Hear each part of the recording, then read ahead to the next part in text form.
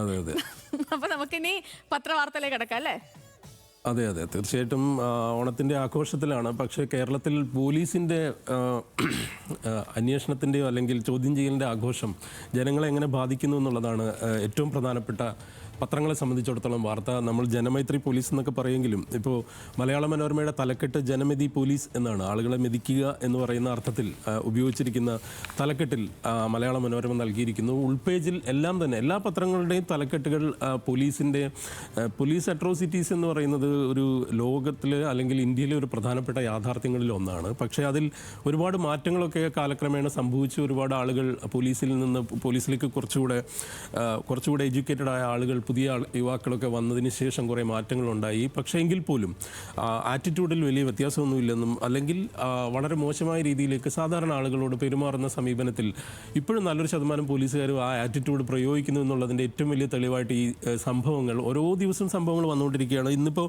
മനോരമയുടെ ഒന്നാം പേജിലും മാതൃഭൂമിയുടെ ഒന്നാം പേജിലും മാറണം സർ എന്നാണ് തലക്കെട്ട് കൊടുത്തിരിക്കുന്നത്. മനോരമയുടെ ഒന്നാം പേജിൽ അടക്കം എല്ലാ പത്രങ്ങളിലും അതിൻ്റെ ഉൾപേജുകളിലെല്ലാം ഒരുപാട് പരാതികൾ വരുന്നുകൊണ്ടിരിക്കുകയാണ്. അതായത് അപ്പീലുകളുടെ പ്രവാഹമാണ് പോലീസിൻ്റെ ഈ CCTV ദൃശ്യങ്ങൾ പുറത്തുവിടാൻ പറഞ്ഞുകൊണ്ട്. കാരണം സ്വാഭാവികമായിട്ട് നമുക്കറിയാം പോലീസ് അട്രോസിറ്റീസ് എന്ന് പറയുന്നത് ഒരു വലിയ യാഥാർത്ഥ്യമാണ്. ഏതായാലും അതുമായി ബന്ധപ്പെട്ട ധാരാളം വാർത്തകൾ ഉൾപേജിലടക്കം നൽകിയിരിക്കുന്നു. മലയാള മനോരമ 7-ാം പേജിൽ ഒരു ഫുൾ പേജ് തന്നെ ഇതിനു വേണ്ടി മാറ്റിവെച്ചിരിക്കുന്നു. പോക്സോ കേസിൽ പെടുത്തുമെന്ന് ഭീഷണിപ്പെടുത്തി 5 ലക്ഷം മേടിച്ചുവെന്ന് തൃശ്ശൂരിലെ പീച്ചിയിലെ പട്ടിക്കാട്ടത്തെ ഹോട്ടലിൻ്റെ ഉടമ പറഞ്ഞിരിക്കുന്നു. അങ്ങനെ ധാരാളം CPM പ്രവർത്തകരുടെ പരാതികളുണ്ട്. ഡിവൈഎഫ്ഐയുടെ നേതാക്കൾ കിട്ടിയതിനെ കുറിച്ച് പറയുന്നു. ലീഗിൻ്റെ പ്രവർത്തകൻ്റെ ഒരു അഭിമുഖം അതിനകത്ത് കൊടുത്തിരിക്കുന്നു. ഇങ്ങനെ സർവത്ര പോലീസ് മയത്തിലാണ് ഇന്നത്തെ പത്രങ്ങൾ എന്ന് പറയാം. മലയാള മനോരമയുടെ മനോരമ ഒഴികെയുള്ള ബാക്കി പത്രങ്ങളിലും ഇത് തന്നെയാണ്. മാറണം സാർ എന്ന് മാതൃഭൂമി 1-ാം പേജിൽ നൽകിയിരിക്കുന്നു. കൂടുതൽ പരാതികൾ പുറത്തുനിന്ന് മാതൃഭൂമി പറയുന്നുണ്ട്. ഉൾപേജുകളിലെല്ലാം ഇതുമായി ബന്ധപ്പെട്ട തലക്കെട്ടുകളുണ്ട്. മറ്റ് പത്രങ്ങളുടെ തലക്കെട്ടുകളിലും ഈ വിഷയം വലിയ രീതിയിൽ തന്നെ നൽകിയിരിക്കുന്നു. പോലീസിൻ്റെ 3-ാം മുറ എന്ന് വീക്ഷണം പറഞ്ഞിരിക്കുന്നു. ഒപ്പം ചന്ദ്രിക തീരാത്ത കലിപ്പ് എന്ന് ചന്ദ്രിക പറഞ്ഞിരിക്കുന്നു. ഒപ്പം ഗുണ്ടാ മൈത്രി എന്ന് സുപ്രഭാതം നൽകിയിരിക്കുന്നു. അതുപോലെ ദീപിക സംസ്ഥാനത്തെ ഈ ഗുണ്ട പോലീസ് കളി തുടരും എന്ന് കൊടുത്തിരിക്കുന്നു. ഇങ്ങനെ വളരെ സമഗ്രമായി തന്നെ ഇതുമായി ബന്ധപ്പെട്ട പ്രശ്നങ്ങൾ ഈ പരാതികളെ സംബന്ധിച്ചുള്ള വിശദാംശങ്ങളും വാർത്തകളുമായി നൽകിയിട്ടുണ്ട്. ഇത് പോലീസിനും കൂടെ ഒരു റീതിങ്കിങ്ങിനും ഉള്ള ഒരു സാഹചര്യം കൂടെ ഈ വിവാദം ഉണ്ടാക്കി കുന്നംകുളത്തെ CCTV ദൃശ്യങ്ങളെന്ന് എനിക്ക് തോന്നുന്നു. ഏതായാലും അതുതന്നെയാണ് ഇന്നത്തെ ഏറ്റവും പ്രധാനപ്പെട്ട വാർത്ത. മറ്റ് വാർത്തകളിലേക്ക് പോയാൽ കൗതുകകരമായ ചില വാർത്തകളുള്ള ദിവസം കൂടി എന്ന് നമുക്ക് പറയേണ്ടി വരും. അതായത് പൂർണ്ണ ചന്ദ്രഗ്രഹണം നടന്ന ഇന്നലെ രാത്രി ഇന്ന് പുലർച്ചെ വരെയുള്ള ആ ദൃശ്യം അത് മിക്കവാറും എല്ലാ പത്രങ്ങളും നൽകിയിട്ടുണ്ട്. ഹിന്ദുവിൻ്റെ 1-ാം പേജിൽ ആ ചിത്രം സഹിതം നൽകിയിരിക്കുന്നു. മലയാള മനോരമയും മാതൃഭൂമി അടക്കം വളരെ വിശദമായി തന്നെ ആ വാർത്ത അല്ലെങ്കിൽ ആ ചിത്രം നൽകിയിരിക്കുന്നു. സ്പോർട്സിൽ ഇന്നത്തെ വളരെ പ്രധാനപ്പെട്ട ഒരു ദിവസമായിരുന്നു ഇന്ന് സ്പോർട്സിനെ സംബന്ധിച്ചിടത്തോളം. അത് വളരെ മനോഹരമായിട്ട് എല്ലാ പേജുകളിലും പ്ലേസ് ചെയ്യപ്പെട്ടിരിക്കുന്നു എന്നുകൂടെ നമുക്ക് പറയേണ്ടി വരും.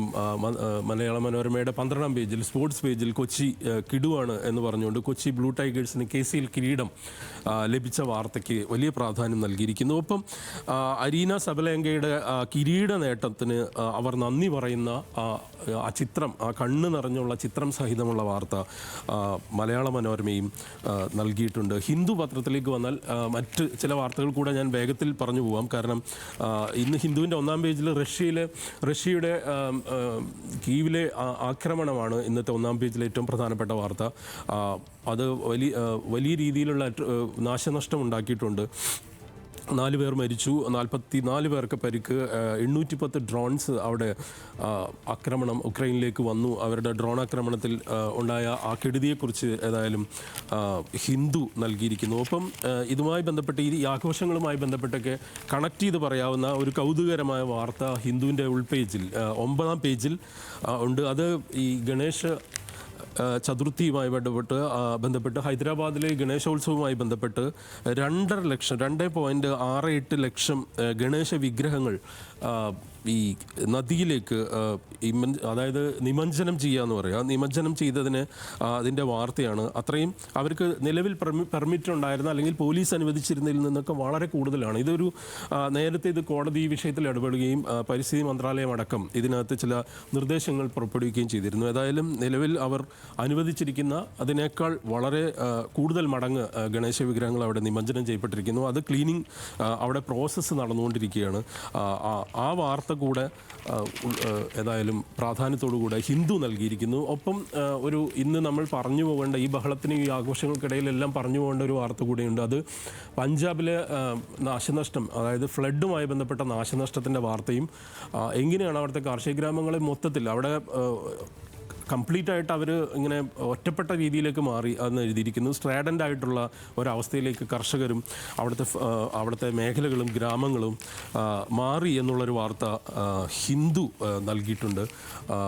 മാതൃഭൂമിയുടെ ഉൾപേജുകളിലേക്ക് പോയാൽ ഇന്ന് നമ്മൾ എടുത്തു പറയേണ്ട ഒരു കാര്യം എന്ന് പറയുന്നത്, നമുക്കെല്ലാം വളരെ പ്രിയപ്പെട്ട ഭുപൻ ഹസാരികയുടെ ഓർമ്മക്കുറിപ്പ്, പ്രധാനമന്ത്രിയുടെ അതിനെ സംബന്ധിച്ചൊരു ഓർമ്മക്കുറിപ്പുണ്ട്.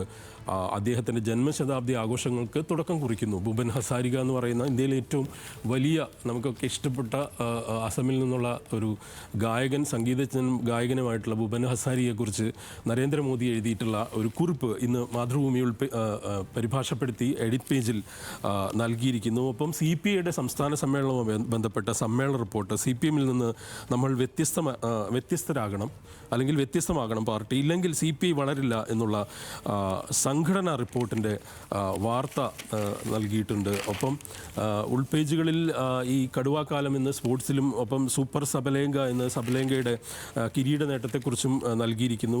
ഇതിൽ മറ്റൊരു വാർത്ത, ചെങ്കടലിലെ കേബിൾ തകരാറിനെ തുടർന്ന് ഇൻ്റർനെറ്റ് തടസ്സപ്പെട്ടു. ഏഷ്യൻ രാജ്യങ്ങളിൽ, പശ്ചിമേഷ്യയിലും ഏഷ്യയിലെ വിവിധ രാജ്യങ്ങളിൽ, ഇന്ത്യ അടക്കം ഇൻ്റർനെറ്റ് സംവിധാനം തടസ്സം നേരിട്ടു എന്നുള്ളൊരു വാർത്തയും കൂടെ ഒരു പ്രാധാന്യത്തിൽ നൽകിയിരിക്കുന്നു.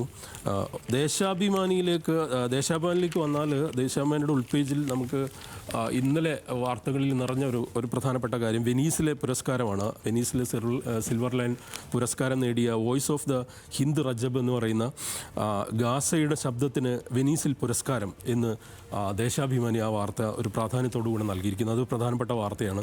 ഒപ്പം ഇന്നലെ മറ്റൊരു കാര്യം കൂടെ ഉണ്ടായിരുന്നു. അത് മനോരമയിൽ ഞാൻ പറയാൻ വിട്ടുപോയതാണ്. അതായത് ഈ പുതുതലമുറയ്ക്ക് പുതിയ വിശുദ്ധർ എന്ന് പറഞ്ഞുകൊണ്ട് 2 പേരെ വത്തിക്കാൻ വിശുദ്ധരായി പ്രഖ്യാപിച്ചിരുന്നു.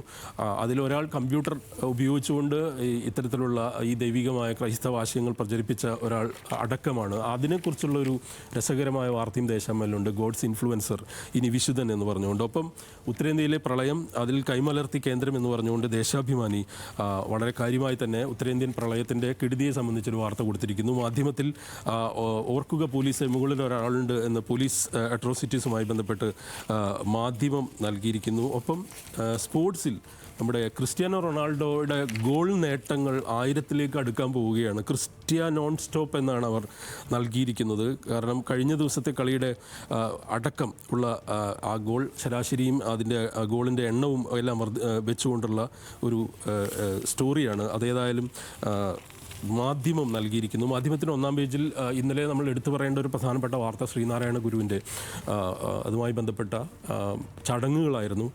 അദ്ദേഹത്തിൻ്റെ ജയന്തി ആഘോഷവുമായി ബന്ധപ്പെട്ട് അതിൽ ശ്രീനാരായണ ഗുരുവിൻ്റെ അപഹരിക്കാൻ ശ്രമം എന്നുള്ള മുഖ്യമന്ത്രിയുടെ പ്രതികരണം, അത് ഇപ്പോഴത്തെ ഒരു പശ്ചാത്തലത്തിൽ അതിന് രാഷ്ട്രീയ പ്രാധാന്യമേറെയാണ്.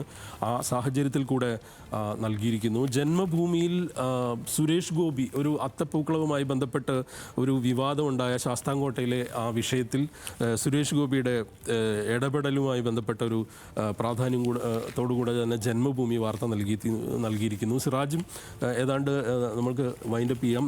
സിറാജിൻ്റെ 1-ാം പേജും കൂടെ ഞാൻ എടുത്തു പറഞ്ഞുകൊണ്ട് അവസാനിപ്പിക്കുകയാണ്. സിറാജിൻ്റെ 1-ാം പേജിൽ നിന്ന് വളരെ സമഗ്രവും ഒരു ഇന്ത്യൻ പത്രം എന്ന് പറയാവുന്ന രീതിയിൽ വളരെ മനോഹരമായിട്ട് പ്ലേസ് ചെയ്യപ്പെട്ടൊരു പത്രമാണ്.